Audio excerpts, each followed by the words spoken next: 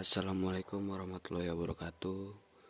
Saya Ridho Danang Budi Pratama dari kelas 3B jurusan Teknik Informatika UHAMKA dengan NIM saya 2003015064. Di sini saya akan menjelaskan materi tentang Python. Di sini saya akan menjelaskan pengenalan dan konsep OOP. Dalam penulisan program, kita biasanya akan terlibat sebuah diskusi tentang kapan struktur sebuah kode dikatakan bagus. Apakah saja yang menganut konsep Object Oriented Programming atau OOP yang mengikuti konsep prosedural atau bahkan konsep fungsional. Pengertian dari paradigma pemrograman adalah kata paradigma sebenarnya tidak merujuk pada suatu bahasa pemrograman tertentu. Ia lebih merujuk kepada sebuah pendekatan atau konsep dalam menstrukturi suatu kode program. Atau kita bisa juga menyebut paradigma sebagai cara berpikir untuk menyusun pola penulisan program. Di antara berbagai macam paradigma pemrograman, terdapat 3 paradigma yang setidaknya cukup populer.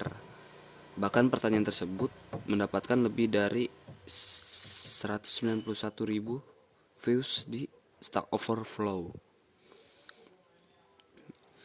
Dari ketiga paradigma tersebut adalah paradigma prosedural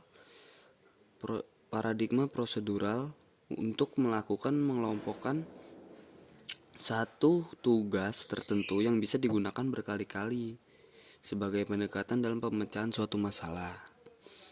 Yang kedua, paradigma fungsional, hampir sama dengan prosedural.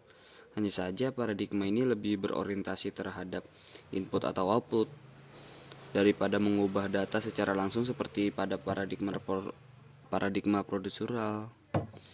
Dan paradigma PBO, pemrograman berorientasi objek, yaitu paradigma yang menjadikan semua komponen program sebagai objek, yang mana setiap objek memiliki identitas dan tugasnya masing-masing. Nah, di sini perbedaan paradigma prosedural dan fungsional.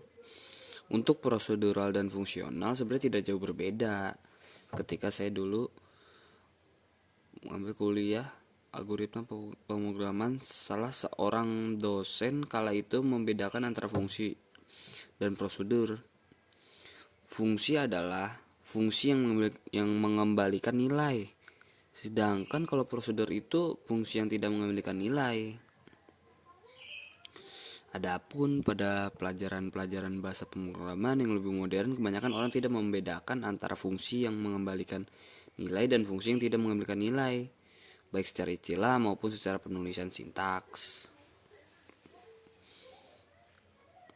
Ya,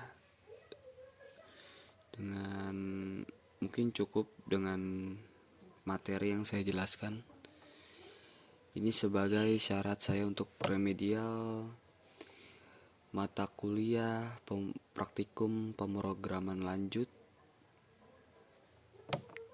Sebelumnya terima kasih kalau ada kata yang salah, mohon dimaklumkan. Wassalamualaikum warahmatullahi wabarakatuh.